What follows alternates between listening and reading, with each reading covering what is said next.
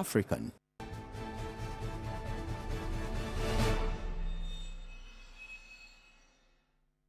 Hello, good evening. Welcome to the show. This is the Wednesday edition of The Couch, and it's one of my favorite editions of the show because we get to learn, we get to be informed. More importantly, we get to travel. So today's novel is going to take us all the way to Mexico, and then also some parts of the United States of America. It's a book that I have thoroughly enjoyed. Let me just issue my disclaimer even before we get into. Surprisingly, so because I did not expect to enjoy it as much when the choice was made. So today we are reviewing Across 100 Mountains. Across 100 Mountains. It's a book by Grande. Across 100 Mountains, and it's, let me just read what it says. Across 100 Mountains is a beautifully rendered novel that maintains its power throughout, and it says it's a breathtaking debut. So obviously this must be Grande's first book, you know, if we are being told that it's a breathtaking debut. So obviously her first book, and I must say, I mean, wherever you are, congratulations on this one. Let's get to meet, you know, and I don't mean that the way it sounded. Yeah. So I'm doing this review with Aekua. It's been so long. Yes, I disappeared. Yes, But you I'm did. back. Yes, please don't be pulling disappearing acts on us like that. Like, don't be doing us like that. I will try not to. Please don't. We missed Try you. not to. Beautiful as always. Thank you. As always. Okay, you chose this book for us. Why? Why I chose it for this discussion or Yes. in general? I mean, we could talk about general too. I actually don't have. I thought the blurb was interesting when I was shopping for books for the book club. So, I mean, I got my personal copies 2 years before I picked it as a book of the month. So I think there's just something about the book. The summary just jumped at me. But why I picked it for this show, I think because we had read it and it was a really riveting read. So I like the that word. was Riveting. it was Riveting a read. good. So I will do and then you will do the summary. Division of labor is fair. I It's hear fair. you. So this one says, after a tragedy separates her from her mother, Juana Garcia leaves her small town in Mexico to find her father, who left his family 2 years earlier to find work in America and rise above the oppressive poverty of his country. Out of money and in need of someone to help her across the border, Juana meets Adelina Vasquez, a young woman who left her family in California to follow her lover to Mexico. Finding themselves in a Tijuana jail in desperate circumstances, they offer each other much needed material and spiritual support and ultimately become linked forever in the most unexpected of ways. A stunning and poignant story of migration, loss, and discovery. In Across 100 Mountains, Grande puts a human face on the controversial issue of immigration, helping readers to understand those who risk life and limp every day in pursuit of a better life. Okay, so the summary. All right, so this is essentially a book about two girls. We actually get the whole story for Juana. Adelina, we get snippets of her story. So with Juana, we see a girl who, in the very first opening scene, she's with her mother. They are worried about their the father. He's supposed to have come home. I think he might have been either a farm worker or farm hand or something, and it was late, it was rain, and both mother and daughter were worried. And Juana is left to take care of her baby sister while her mother leaves in search of her husband. So Juana falls asleep on a table while the home is submerged in water. So basically the house is flooding, but their mother put them on the highest point in the house. Now the question is, would it have been safer for the mother to stay with them, or to go with them and risk a storm or something with, I think, an 11-year-old. I don't remember how old Juana was. And then a baby. So I suppose her mother felt that children were safer at home. It's up to us to decide whether or not that was a good decision. But Juana falls asleep as children are meant to when they are tired, and accidentally drops her sister and doesn't even realize it until the sister basically drowns. Yes.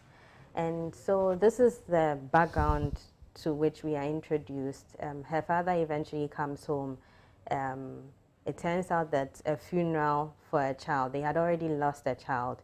A funeral for a child costs so much that there's a designated man in the community who sponsors funerals, and then you are basically indebted to him for life. And so they had already had a funeral, so this second funeral was going to cost another exponential part of the family's lives and resources. And they were already debt poor, so the father didn't want to put them into further debt, so he wanted to basically seek greener pastures elsewhere. Now he left and no one heard from him for 2 years. And the family still owed this powerful man whose name is Don Elias. Amma, tell me if I'm going too much into detail. No, let's go. Let's go. So, Don Elias is essentially has a hold on the family.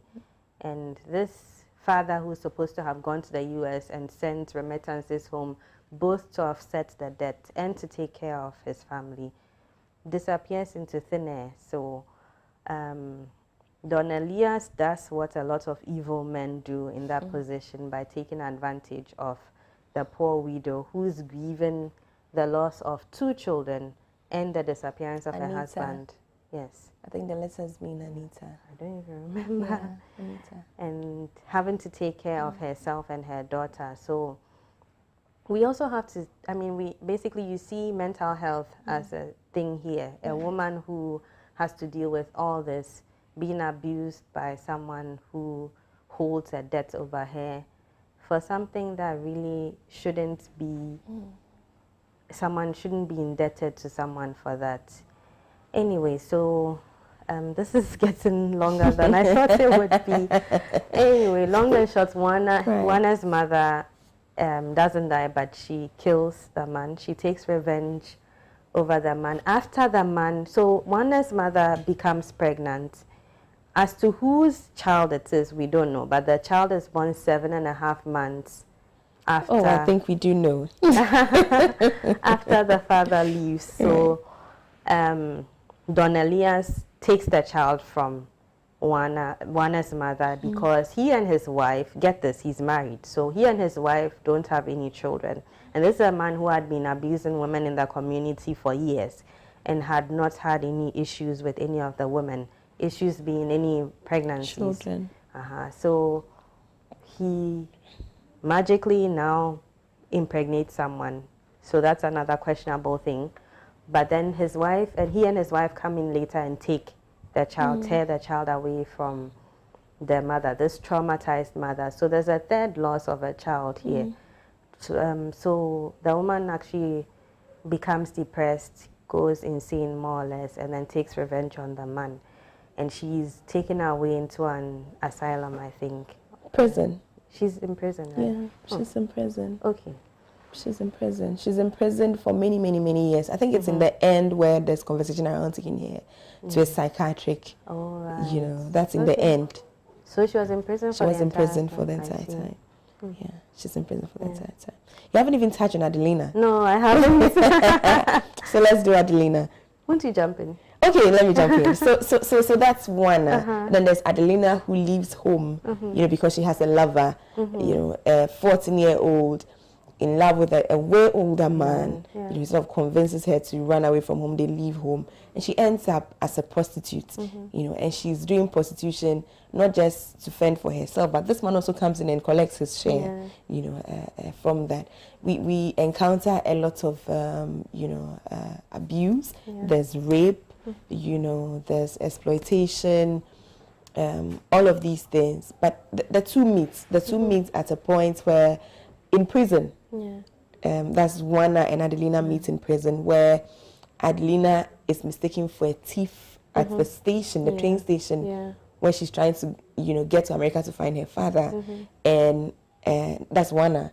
Adelina, also as a prostitute, has been arrested. And they meet in the cells. They sort of share stories. There's, of course, the human feeling of seeing another teenager in, so they bond. And Adelina takes her under her wings, takes her to her house. But, Juana independently decides to become a prostitute too. Because I think that in their conversations, Adelina mentions how she won't get any information from the coyotes, and these coyotes are the ones that take people across the border if she doesn't actually sort of do something with them, sort of like merely talking to them doesn't give information. So in order to extract information from them, she decides to hire a prostitute, and she does this for a bit until Adelina's boyfriend, rapes her, and so she decides to leave. Somehow Adelina dies. And that's the climax of the story that I think I'll leave for the discussion, for the conversation, right? But so it's basically two lives, because we meet all of them alongside. The Grande, the author of the book, carries us along the lives of two young ladies. They meet somewhere in the middle, and then sort of spoiler alert, they become one towards the end, isn't it? It's I mean, I just have to sort of give a moment of silence for her technique, right? You've got to give it up to her. What do you have to say about the technique? Yeah, I think that having two characters tell their stories, one in the US and one in Mexico, telling their story, and in the beginning you think that these are two people, then you figure out that it might just be one person. Then you actually meet two people, and then you try and figure out who have you been reading about in the beginning, who are these two. So that's, that's like someone said, it's seamless. It's beautiful. I wonder how many years she took to do this, because it's artistic in a way that I don't even... for instance, and this is me last night, right? Knowing that we're going to do this today, trying to get extra information away from the book, and reading somewhere somebody commented about the fact that in some instances their lives are almost parallel. No, actually I take that back. They are doing similar things in the two places in some instances. So she sort of ends with Adelina eating, and she probably starts with Juana eating. Like there's some kind of, when you pay attention, it's almost, it's truly artistic the way she blends, the two like narratives. A symphony. Like a symphony, exactly that. I appreciate when work is put into something. I think that a lot of work was put into this. I have to give her props for the techniques, because storytelling is not an easy thing to do, just by itself. And then throw in techniques like deliberate, that's beautiful. But I tend to do this when I love a book. It's a beautiful It's a beautiful write-up. How about her choice of words and her diction and things like that? Amma, you're putting me on the spot. I am putting you on the spot. Amma, I read this book how many weeks ago? No, you answer the question. I think it's not. We don't have the show-offy kind of writing. No, it's down to earth, relatable. It's relatable. It's it's true to form, because she's speaking as a child in both instances, right? As a child, an 11-year-old, and also as a 14, 15-year-old. So, and this is what I was saying before. It's just how fresh it is to hear the child's perspective. Like it's a voice we are not used to, and she uses language that is true to form. Like this could be truly an 11-year-old speaking, or a 14-year-old that's speaking. So yes, I love the language. Last week I spoke about a criticism from a professor that I really admire, and he said that she tends to overwrite. And I'd never considered it as a thing, this concept of overwriting. Yeah, I mean, people make that comment about particular books. Like one of my favorite slave books. I think the criticism was that as a young enslaved girl in that context, she couldn't have voiced. Even recently, I said it about a book that the character was a 7-year-old child, and her recollection of what happened to her at age 7 wasn't realistic. So yeah, I agree. Right, that makes sense. So, okay, wow, that makes a lot of sense. So then you gauge sort of the range of emotions for a 7-year-old. Yeah. And if it tips over, that's overwriting. Yeah. Never thought about that. Yeah. But that's really a thing, because I never considered the concept of overwriting a book. Wow.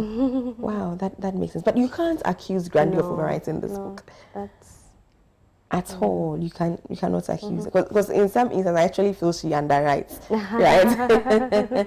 Yeah. Okay. So immediately let's go to themes. Okay.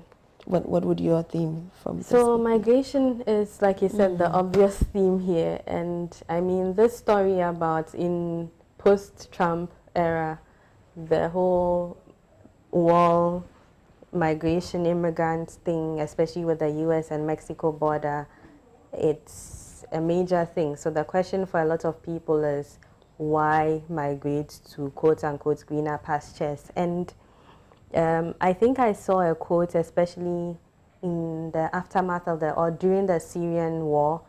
Somebody said, I won't put my child on water, and this is a paraphrasing, but I won't put my child on water unless the land is not safe.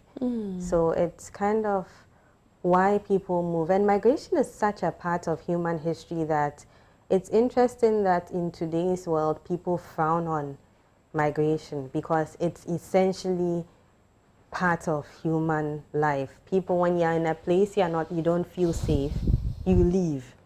And this is something we do with work, with anything, where you stay, where you live, and all that. So migration is at the core of the human experience. So it's basically symbolic of the US-Mexico migration situation, why someone will leave their home and embark on such a dangerous journey, and knowing very well that they don't even have the legal means to go there. And it also opens up the question of what's legal, what exactly is legal, and where do boundaries end. But I think that's a whole different discussion. But the question of borders, boundaries, and all that, it's something that maybe one might look into when it comes to especially US-Mexico migration. So that's just opening it up, opening it, the conversation opening the theme of migration up right. before we delve into the book. Right. I mean, and perhaps now more than ever will be the time to have the conversation. We are still, talking about the Queen, Yes. and all the outpouring, across the world, and how diverse the emotions and the expressions have been in reaction to her death. And so I think that perhaps it's one of the reasons why this book then becomes so meaningful to me. I mean, we can speak about colonization, and colonization by itself being a baby of migration. How people, sort of moved across the Atlantic, discovered, exactly, right? Discovered, Africa, and thought that, wow, there's opportunity here. There are minerals here. You could make a life here, lived here, built here, traded here, took its people, stole from its people, all of these things. I mean, we could talk about that. And how suddenly the reverse is a crime. Right? Suddenly the reverse is a crime. Suddenly we can't have the same opportunities that, and I hate using we, they phrases because it's divisive in a way, but it's the only one I can use in the moment. Suddenly we can't use the same avenues, because it has to fit certain molds. And the truth is that for a lot of our people, those modes are impractical. And here, let me dare say that the people that need it most, right? Because in Mexico, there was a Don Elias who would never think about migration. No. And even it comes up at the end when his son says his mother doesn't want to leave. Right. Her home. Yes. So there's always people who are comfortable enough. Absolutely. Like as I sit here, I mean, I would love to travel for, you know, exploration, for recreation, but I'm perfectly okay where I am. You know, we've had occasion to travel for education, all of that, but come back home. I mean, this is home, right?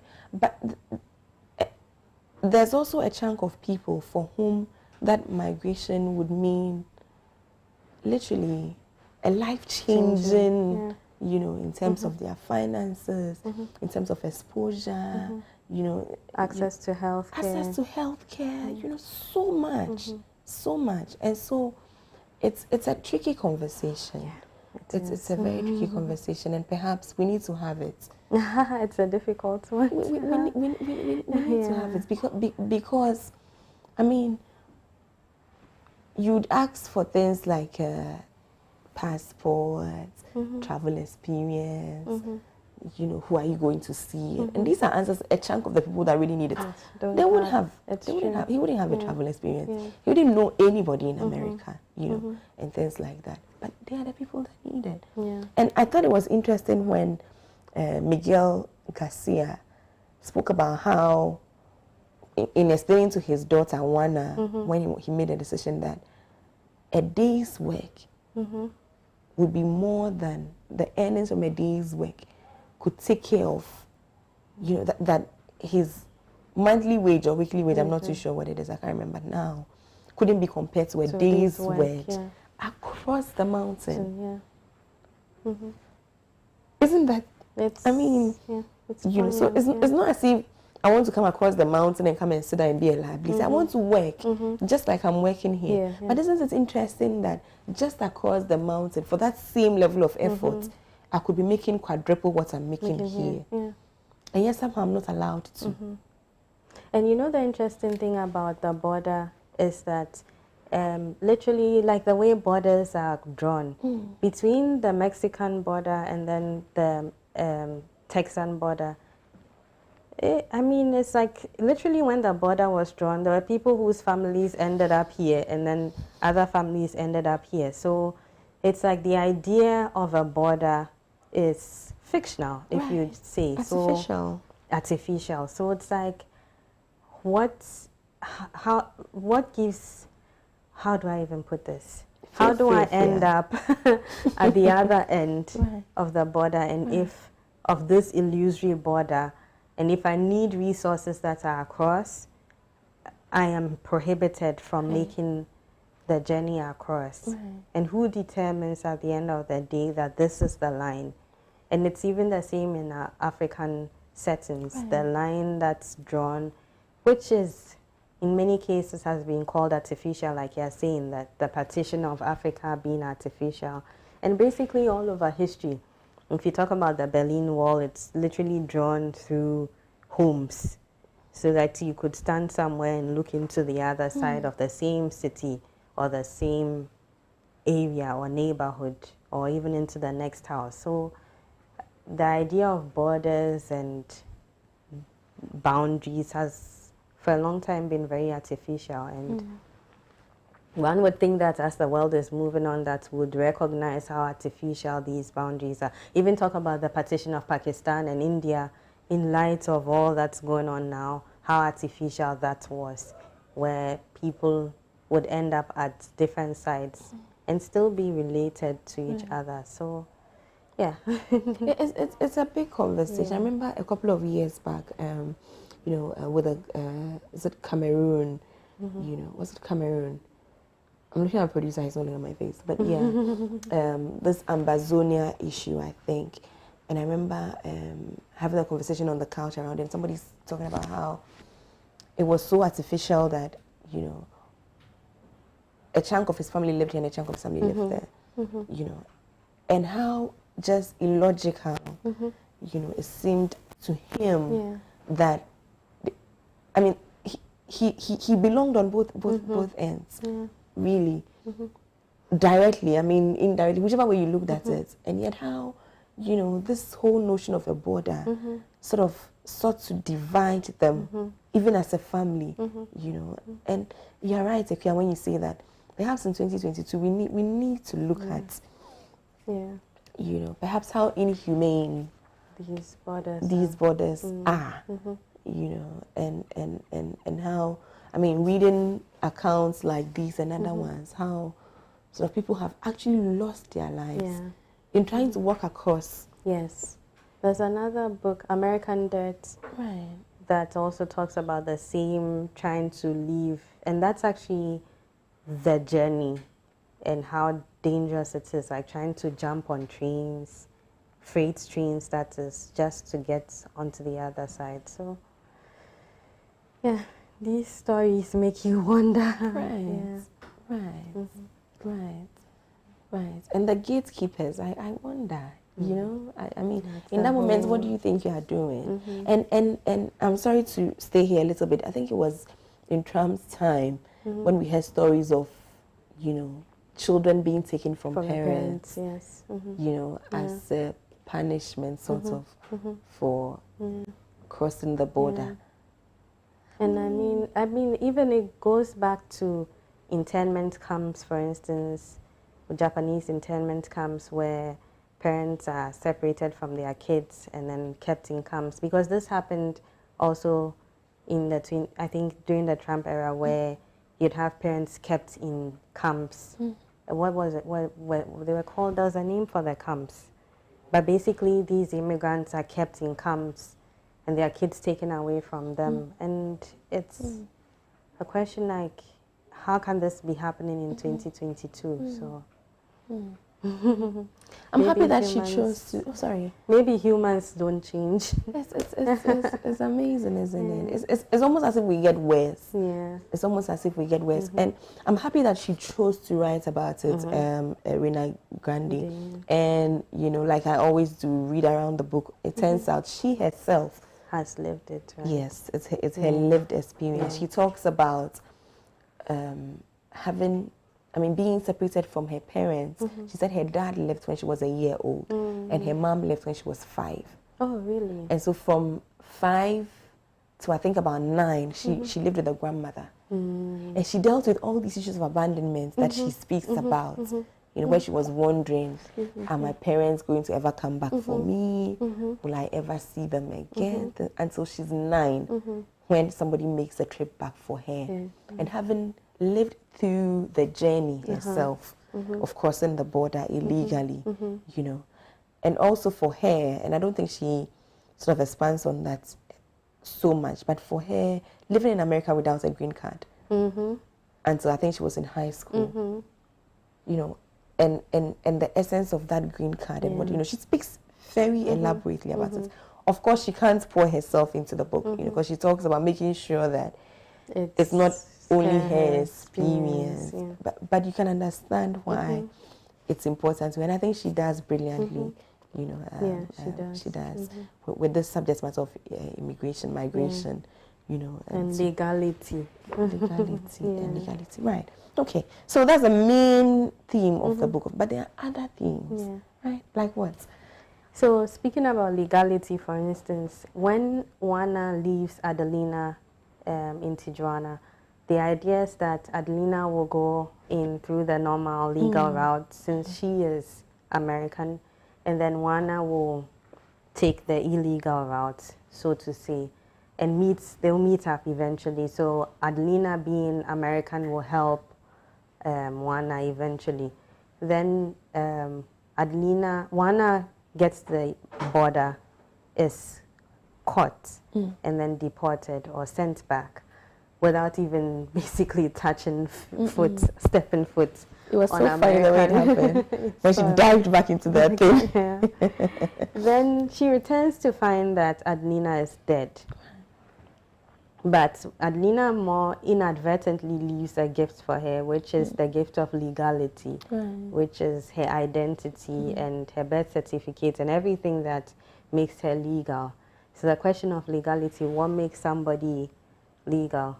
A paper, some form of national identity, and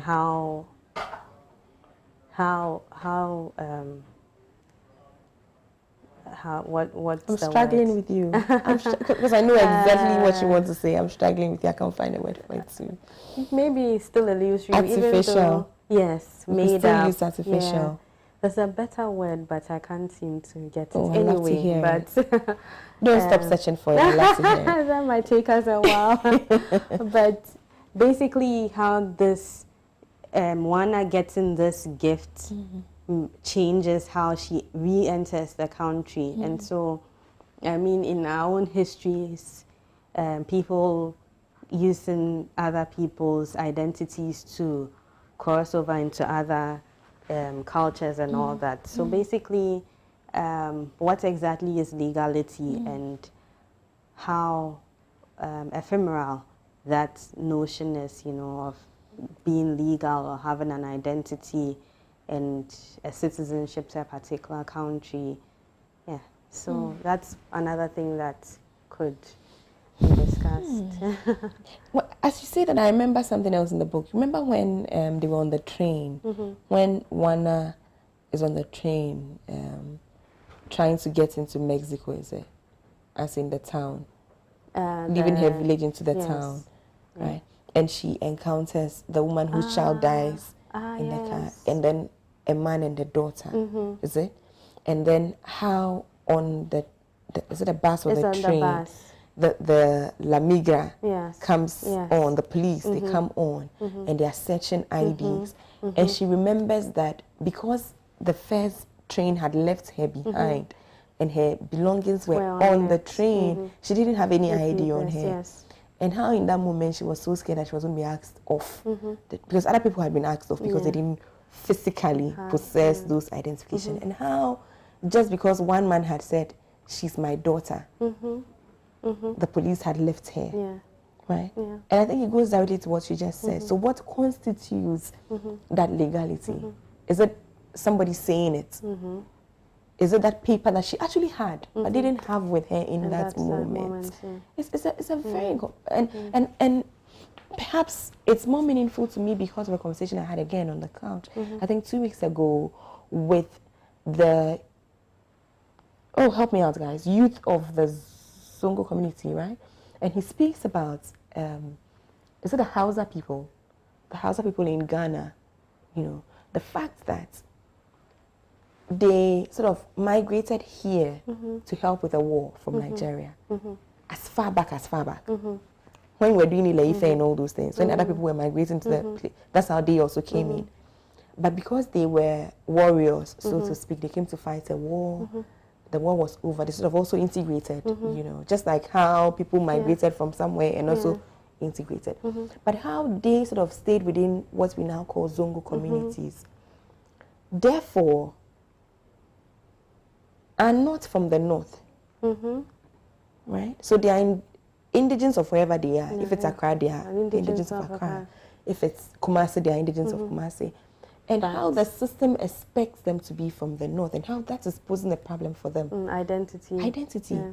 So they ask them about hometown, and they expect to hear something like maybe somewhere in the north, maybe Sisala or maybe Naleregu, or you know. They say no, my hometown is in Accra. Oh, but this is you know, human problem, like, is replicated everywhere. Like sometimes you meet somebody like a black person who says, so for instance, I recently read a paper by Tai Selassie where it's like the black diaspora in the Western world.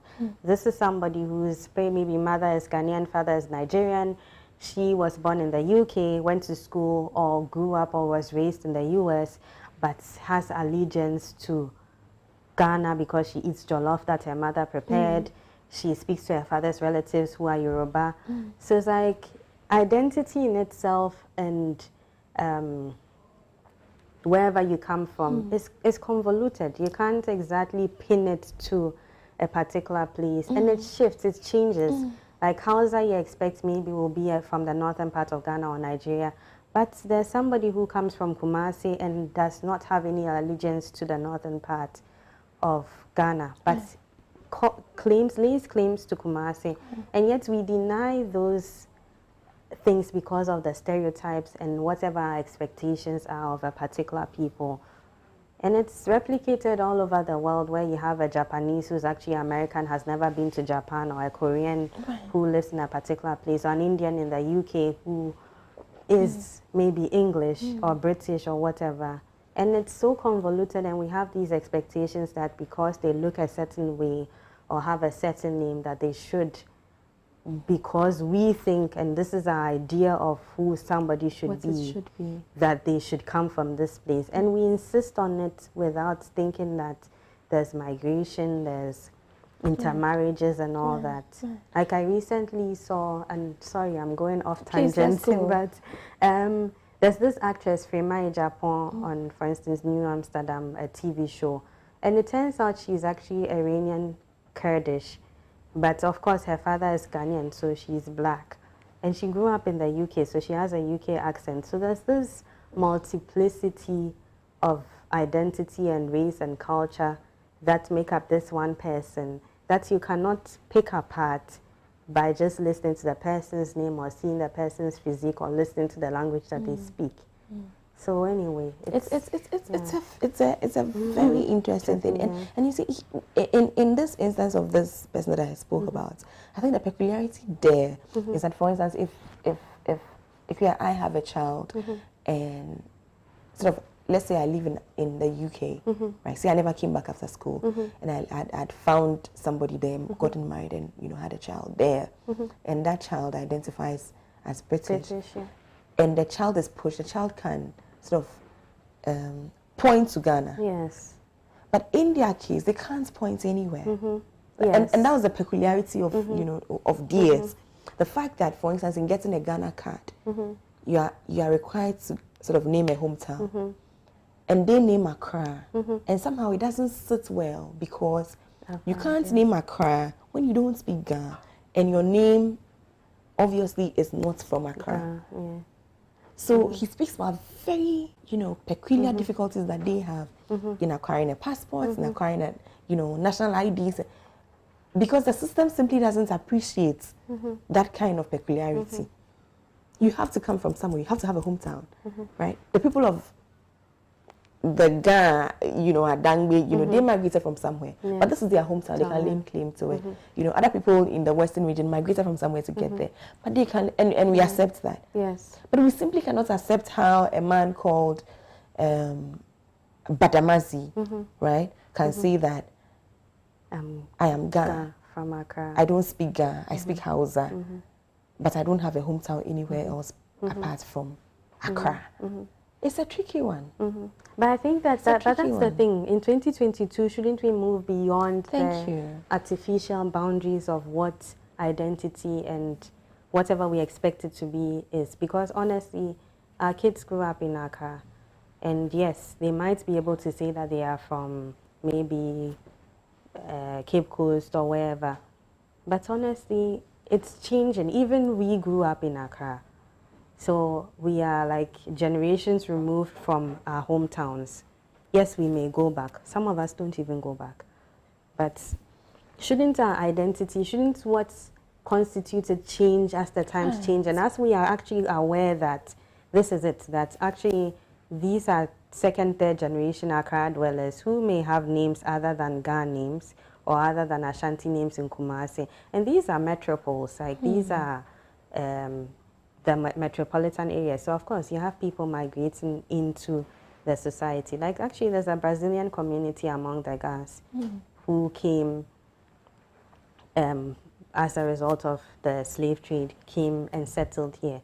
So there's so much history and culture in the mix that I think in 2022 maybe there should be changes to what our ideas of identity and multiplicity and multicultural, multiracial facets are. And this is the last comment I'm making on this one. and I have to give props to Osagyefo Dr. Kwame Nkrumah, because he's the one, person that stands out to me as somebody who tried to do something about this, where he sort of built schools that encourage people from everywhere else. This concept of the boarding school, you know. And I'm sure that his vision was that by now we would have eliminated these unnecessary attachments to, you know, like you say, metropolis or I mean, wrong choice, but just the geographics of it, right? And appreciated how universal we all are, and sort of journeyed towards that, you know, where your ethnicity shouldn't be such a big deal in determining your Ghanaianness, you know. But it seems as though we take 2 steps forward and then we just sort of take 6 steps back, you know, in a very unhealthy way. And it's interesting to me to find from this book that it's something that actually cuts across, you know, everywhere. Okay, so that was a theme of what? I guess legality and identity. Legality and identity, that's a good one. What other themes? Or should I go next? Okay, poverty. Poverty, yeah. Wow. And how painful it is. Listen, I just understood this saying, this phrase, that money stops all nonsense. It made so much sense to me reading this book. I'm like, God, money, cash, really. It really does stop all nonsense, right? Because it's just nonsense piled on, nonsense piled on, nonsense piled on. And it's just as though poverty sort of dehumanizes you in a way that is inexplicable. Honestly, I don't have the words for it. It's just so unjust, unfair. It's just like, you know, you don't have a voice. You are just ridiculous. And I could speak to so many examples of it in this book. And for me, Ama, Lupe, Donna Lupe is a classic, you know, example. Born an orphan, you know. She wouldn't even have her mother-in-law help her out. No. Because of, and again, it's stereotypes. I mean, so she's an orphan. So because she doesn't have a family and you don't know her family, you don't want your son to marry her. Right. So. Right. So from the get-go, she's just had it bad. Yes. From the beginning of the and this is the reason why I don't like sad books, which is why when I first picked up this book I was like, oh no, right? But I had to get into it to realize that no, actually yes, because her situation is bad from beginning to end. She didn't actually, she caught a break with love. Yes, somewhere in the middle. I mean, that led to heartbreak. That led to some terrible heartbreak. Right? It's like what they say, she's been dealt a bad hand. Dealt a bad hand from beginning to end. You know, so poor from the beginning. She was a hustler. What we call a hustler. You know, dirty clothes. Married somebody who himself was not rich. Just that he was a little better than she was. You know, had kids who just died. You know, a husband who wanted to go seek greener pastures, leaving her in even worse situation than before. Look at her living condition, you know. And then, of course, Don Elias as a representation of everything evil, you know. Those people that actually exploit the poor and are rich off of that exploitation. So their wealth essentially is from exploiting the poor. That's how they make their money. It's not through hard work or creativity or nothing. It's just from seeing opportunities to exploit the people. Poor. Because like you rightly said, who makes money off of death? So he comes in when your child dies and offers you money to foot the whole funeral. And then you are indebted to him for life. Because he knows that you can't pay. And you know the thing about poverty or communities, like poor communities, is death is something that actually happens a lot. So because you don't have access to healthcare, so maternal mortality is higher, infant mortality is higher. If there's a disease, you can't have access to healthcare, medicines or anything. So death is a constant companion. And then there's this guy who profits off of every funeral. I was even saying spiritual because somebody would say, then why not just not have a burial? But these are very spiritual people who believe in the afterlife, who believe in, sort of a proper send-off for their own, sanity and all of that. I mean, which is what we believe as well Right. as Africans, that Right. you have to have a proper burial. Right. And people actually in our society go into debt wanting to have a proper burial and a proper funeral for their loved ones. Right. So Right. that's something we can relate to in our society as well. Absolutely. Right. But it's just poverty. And even we see it in other, it plays out. This story about the woman whose son died in her arms on the train. Right? And the fact that her son had just died, but she had to keep still and not cry and not create, because if the driver got to know that her son had just died, she was going to get kicked off the bus. And immediately I think about the Gambaga witches camp. And I've said this 1,000 times, how nobody, because we appreciate that it's as a consequence of gender, it's as a consequence of class, poverty, all these things, but then you can't, for instance, go to a community like East Legon, find a woman behind, seated at the back of her Range Rover that's being driven, and go and accuse her of witchcraft. Yes, that's true. You can't. I mean, you can't even contemplate it. Right? And yet, some of the idiosyncrasies or the characteristics, the character traits and behaviors for which we accuse these women of witchcraft, I think sometimes just tends to be sort of menopausal behavior, old age, things like that. And they are not peculiar to poor women. Rich women have the same attitudes, poking their nose where it's not supposed to be. Sometimes just overly a show of, exuberant care and attention and all of these things. And just feeling entitled to have an opinion and entitled to insist on things like that. So it's just poverty, really, right? And it comes alive here. It's so alive. It's just so. I talk too much. If you please continue. Oh no! So you see the whole community indebted to this Don Elias guy because he basically everybody owes him something. So when what's her name, Lope tries to find work to do to pay him, he actually makes people not employ her. And that's like beyond wanting people to be indebted to you. You actually want to find means of exploiting and controlling these people. So here's a woman who is husbandless, who owes you, is trying to find work to repay you, and you make it so that she can't find a job anywhere, just so that he can take advantage of her. To what means? To what end? Because he actually didn't know that he was going to get a child out of that. And in actual fact, that's not his child. So would the only reason why you would treat her that way be just to exploit her sexually?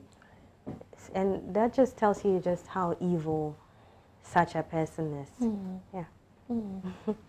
Absolutely. And I knew that was coming from get-go. Yes. As soon as the husband left, he was there. Yes.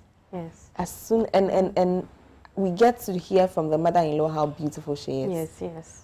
So as soon as the man left, I knew she was in trouble, I expected it to be worse, if I'm being completely honest. I thought other men would also come. Yeah. I was really concerned for her. On a certain level as well, I wonder if, I mean, I don't want to sound callous, but I feel like she had given up.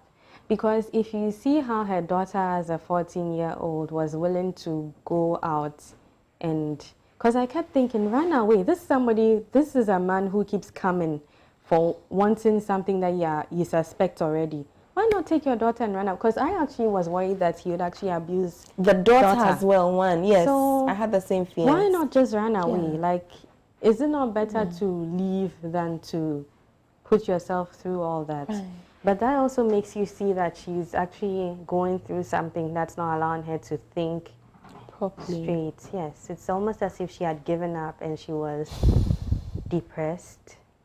Aekua, you said something that I would have said once we got to characterization, and that's, for me, things that I saw within Lupe's character that I also, it didn't sort of sit well with me. I mean, I understand completely the depths of her sorrow and her depression and trauma. I appreciate all of it, but there are also places where I got and I just thought, like, do this. Like, there were so many places where I just thought, Lupe, this decision you're making, right?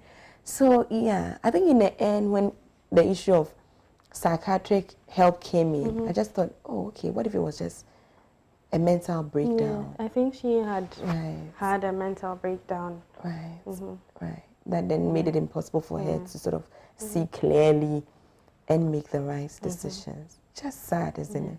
And you know, this issue of rape, for instance, which is repeated throughout the book, is a constant theme in these stories of fleeing. You know, like whenever there's this illegal sort of way of fleeing, because you see that in other books like A Perfect Mexican Daughter, there's a mother who is trying to cross the border with her husband, who the coyote or whatever they are called turns around and rapes the women in his charge. And it's the same with American Dirt, for instance. There are two young girls who are trying to escape a prostitution situation in their hometown, and so try to flee to the US. And whoever is taking them turns around and then rapes. The only reason why it doesn't rape the main character is because she actually is with her son. So this is a recurring situation where you see men who women put their trust in turn around and abuse them. So it's a question of always, for me, like, how do we raise, and you have a son, I have a son, right? How do we raise men who don't see women as objects to just take advantage of whenever they're in a position of dependence, you know? Because I mean, it doesn't make sense to me that that's the thing that comes into your mind the minute a woman or a girl or a female is in a position where you are vulnerability. Yes, yes, exactly, in a vulnerable position. So it's so true. It's wow. It's so true. It's like in every instance when a female is vulnerable, and there's a man that has, you know, even a semblance of power, then rape is the next thing. Wow. And of course, again, poverty, isn't it? Poverty. Let's take a break. So we've spoken about, you know, the theme of migration, the theme of poverty, the theme of legality. We are now on the theme of rape. Yes. It can stand alone. It is. It is a subset, but it can stand alone. It should stand alone, right. Honestly. So we'll come back on the theme of rape. Stay with us. Across 100 months, we'll be back shortly.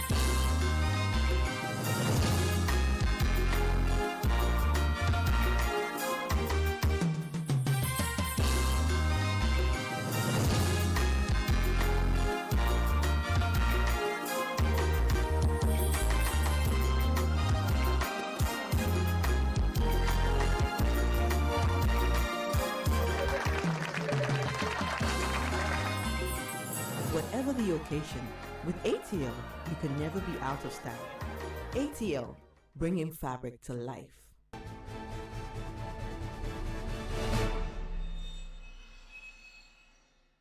Welcome back to the show. Tonight we are reviewing Across 100 Mountains. This is a book by Renee Grande. It's a novel by Renee Grande. It's an award-winning one. It's winner of the American Book Award. We have been speaking, you know, first of all about her style, you know, all of the techniques that she uses so brilliantly, you know, to tell the story that needs to be told. The fact that she's using a child's voice, the fact that she's telling two stories at the same time, you know, running concurrently, sort of two stories that merge into one, you know, beautifully. We've spoken about some themes of the book. We've spoken about, you know, migration, immigration, which is the biggest theme of this book. And we've looked at a theme like illegality, legality, identity. We've looked at a theme of poverty. Now we speak about the theme of rape. Oh, so we did talk about it a bit, though. Briefly. Yes. So just men in power or in a position of control who see that as a way of taking advantage of women. And I was asking the question of why that even becomes an option. And there's this book I read. I keep bringing in other books, but there's this book I read which is set in South Africa. And the act of, and even this happens with the Rwandan genocide, where rape becomes a tool or a weapon of punishment. So that's something that is also done, and it can only be is a gendered form of punishment, you know, where it's deliberately employed because your victim is a female, and you can do that to her because she's vulnerable. So sexual abuse and rape for women is an ever-present evil. And I remember, I think Dion Brandt says this, where she's a Caribbean writer, Canadian Caribbean writer, who says that, I'm not Bessa Philip, I don't remember who, but basically that for women, space, I think it's Novessa Philip, where space is, she's also a Caribbean writer, but space for women is defined differently. Place and space is defined differently, because for us women, even something like going out at night becomes a dangerous thing, as opposed to a guy. If a guy went out, he could be stabbed and robbed. But for a woman, there's always that additional threat of sexual abuse. That's not to say that men don't get raped. That's far from what I'm saying. But more often, it's something that women or females are more likely to encounter. So, yes. So that's something that you can, like, and it happens with Wana, for instance. Her mother gets abused, sexually abused. Wana gets sexually abused. Adelina gets sexually abused. I mean, for Adelina's boyfriend, you came in, you're looking for your girlfriend, she's not there. And then the next female that's around, you just take advantage of her. And it's like, why the need to do that? Is it to assert control, to make a statement, to just take what you think is yours, or to just take pleasure for a minute? So it's always something that you wonder why some men feel that that's something that they should do. It's like all the main characters, you know, in this book were raped. All the main characters, in the book were raped.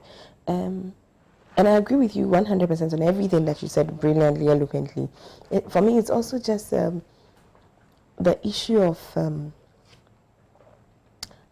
the different forms in which rape, can exist, or the different faces that it has.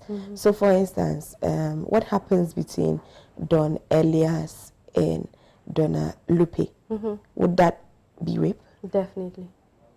Right? Yeah. But then somebody could argue consent. No.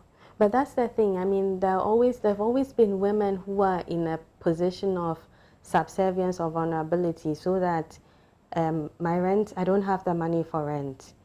So you offer another alternative.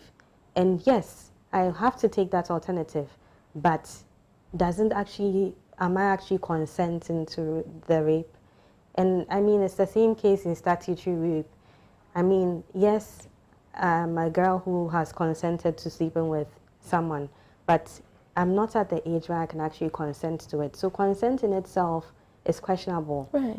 In what context am I consenting to this particular activity or intercourse? Right. And that was my thinking the whole time that I was reading the book. I was, and when one is hiding and looking in through the, at her mother, and she speaks about her mother's face, you know, and how it contorts in pain, you know, when this thing is going on, and how it reminds her of watching animals, you know, sort of having sex and things like that, and how it's the mother that told the daughter to leave the room, you know, it's the mother that made a decision that, I mean, she fought it for a while, she tried so hard to fight it. And she came to a place where she's like, this is my only option, right? And so it's something that she's thought about, and it's something that she sort of has agreed to do. But has she agreed to do it, like you rightly, you know, asked? And for me, I thought this was rape. There was no question in my mind as to what it was.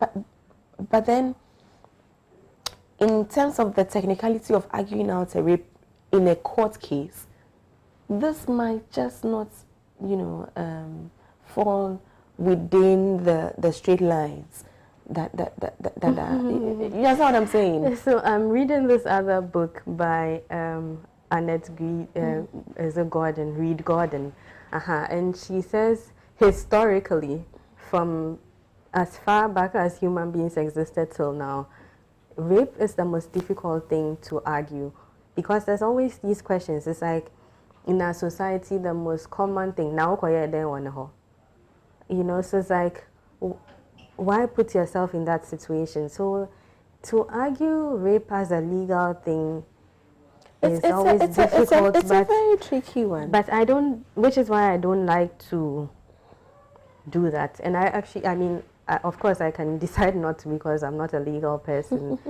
For me, it's like, it's... You know, I'm asking for us to sort of redefine and have a look sometimes contextually when these issues come up. Because in a courtroom scenario, the questions will be very straightforward. At any point when this was happening, did you say no? And I can imagine Lupe saying no. She didn't say no, you know, explicitly say no at any point. I can imagine Donna Elias saying, she knew I was coming. I went there with roses. I took my bath. She, you know, she took off her own clothes, things like that. And in the straitjacket sense of rape, this would not fit as rape. But let's think about it. Did she consent? Absolutely not. She fought this so hard at some point. La Liga was even brought to her home. Police were brought into her home, you know, as a consequence of her fighting this so vehemently.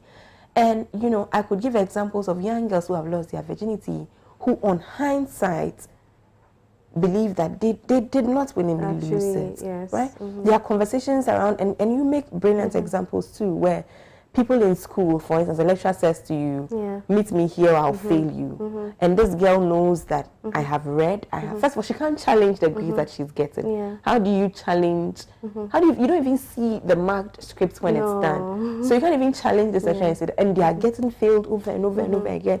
It's the only thing that's standing between themselves and a degree. Is this human and his discretion?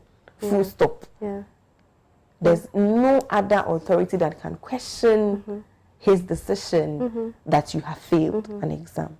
And so somebody in that situation can succumb, can go ahead and, you know, sort of engage in the activity with this man. But has she consented, for me, is the question. And it's a very tricky one, isn't it? I wonder if there's a way of looking, if there's a terminology for that kind of thing, because that's something that happens even to adults.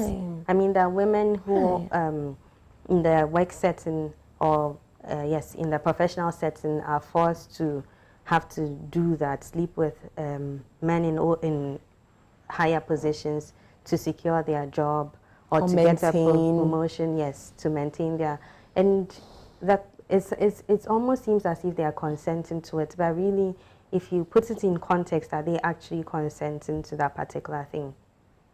So, and for me, it's right up there with, you know, even some marriages, where she doesn't want to marry this man, you know, and so for the rest of her life, she's going to be having to sleep with this human being that everything in her says no, right? And it's just, you know, to borrow what you said, genderized crimes that society just doesn't want to, it's a reality that we don't want to face, we don't want to accept. But that's rape in my estimation too. Of course, then there's the very obvious one of what happens to one by Gerardo. Yeah. I hate him so much, I don't even want to keep his name. Who is constantly raping his girlfriend and then chooses or decides to rape his girlfriend's friend. Just because he can. Yeah. Just because. And that thing he does, with your prostitute, you enjoy being slept with, Yeah. That thing. But I mean, which is why marital rape, for a lot of people don't want to agree to the idea of marital rape, which is that if you are married to the person, how then do you decide that this particular act is an act of rape or abuse? Which is, the entire point is just how much consent do I actually want to do it at this particular point in time. And I remember a situation where a girlfriend decided that she didn't want to sleep with her boyfriend at that particular point in time, and he raped her. And the question, what the guy said in defense of himself was that, but we do it all the time. But we don't get that there's a time when I say no, and when I say no, irrespective of the fact that we just even did it, I don't want to do it at this point. And if you breach my saying I don't want to do it, irrespective of the fact that I do it with you all the time, that's rape. And that's something that society, I don't know if even in our society we fully accepted or understood these things. No, because we are still at the point of, we haven't. And why did you wear this dress? And why is your hair this way? Where we put the blame of rape on the female rather than the person who actually perform the crime. So, and it's something that happens all the time. I remember too clear when you said that memory just, ran to the, right. When I was doing my second degree, having a conversation with a friend who had just been raped by her boyfriend, right? And I remember she narrated the whole incident, crying. And then in the end she says, Emma, is this even rape? Even she herself, she's, Emma, is this even rape? Can I even, because it was in a school setting, and we're both pursuing a second degree. In school settings. Right. Yes. And it's just like, can I even report him? Like, who would even understand that I feel the way that I feel? And I think it's about time that we actually did something more in our societies, because this, honestly, is rape. So how does somebody actually explain it? The fact that you violated my saying no is rape. How do we have men who do not understand this? Do they really not understand this? I don't know. I ask myself that question all the time. Are there human beings who genuinely do not understand that in this moment she doesn't want it, and if I do, it is rape? I think that's why maybe it's up to us to raise people who understand the word no. And for myself, I think that's something that I sometimes consciously, and even on their part, on the children's part, we have to allow them to embody no. If they say they don't want, of course, not in every situation. I go and bath, I say, the child says no, no. What I'm saying is, if the child wants to, and we do this a lot. I don't want, a child says, don't hug me, and we force the child to hug. We should let. I don't want to go to Auntie so-and-so's house. Exactly. Or I don't want to, people should be allowed, and it could even be yourself as a mother. Right.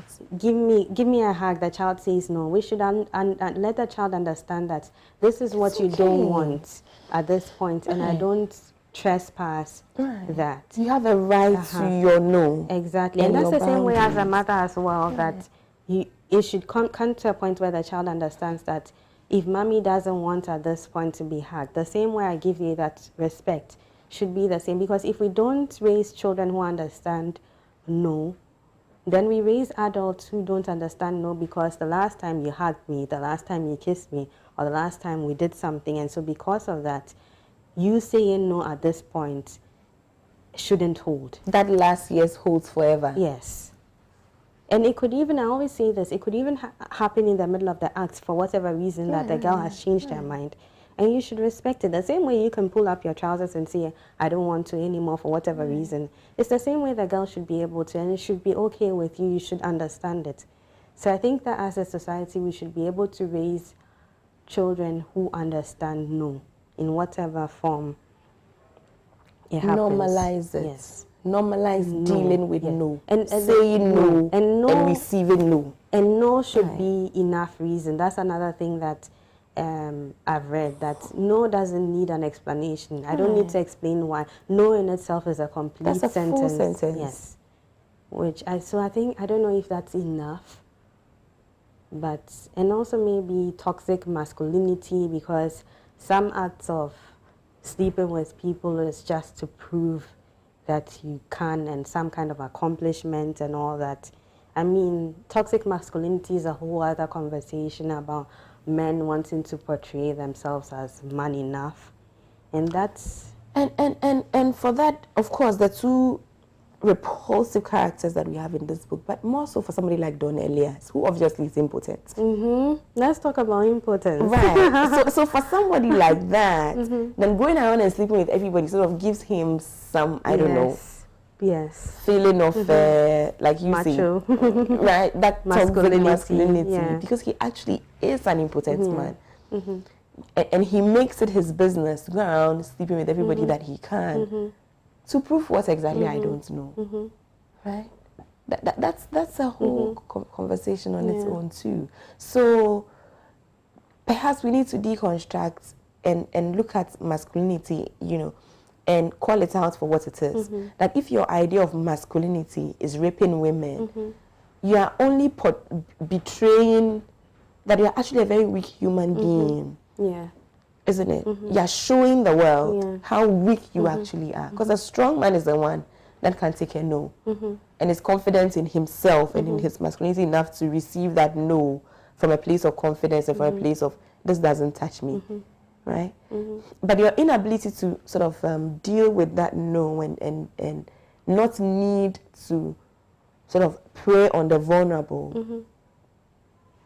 I don't know if I'm making sense. Like, sort of look at masculinity and macho and situate it where it has to be. Where the man who is weak is not the man that's helping his wife. Exactly. Or the man that's sweet to women. Or the man that's not shouting. Yeah. Because we tend to do that. Yeah. Look at him. Yeah, we have certain expectations of men. Right. I have a friend who said he doesn't change diapers. And for the life of I'm me... sure we have the same friend, because I also have a friend who says he doesn't change diapers. We will talk about this after the show. I'm sure it's the same person. It has to be the same person. Or not conclude, who knows? Thank you for watching. We've been having a conversation around this book, Across 100 Mountains by Grande. Aekua recommended this book. I recommend it to you. And please go read it. It's a good book, I promise you. Great read, great lessons. Just, not lessons, just perspectives, really, is what I would say. Very nuanced, like Aekua said. You know, I love books that are not just good and bad people. So this will be, you know, and her subject matter, this migration, immigration, is not a common one. It's and also the voices of the children. Interesting. I talk too much. Thank you for watching. Let us know what you think in the comment section, because we stream this on Facebook. We will be back next week to conclude on this book. Bye.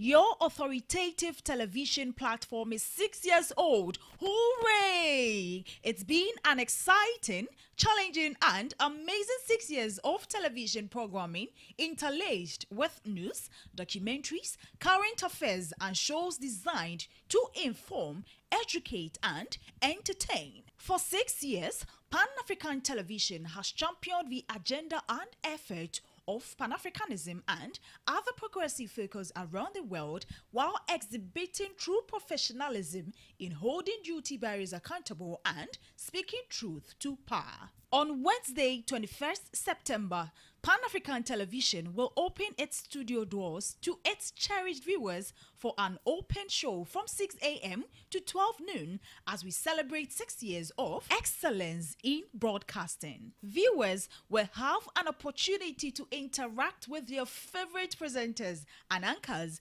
and a rare chance to witness programs production. So join us at the forecourt of Pan-African Television, number 48 Swanika Street, Abelimpe, Accra, Ghana, on the 21st September from 6 a.m. to 12 noon as we celebrate 6 years of excellence in television programming. Pan-African Television is 6 years. Hooray!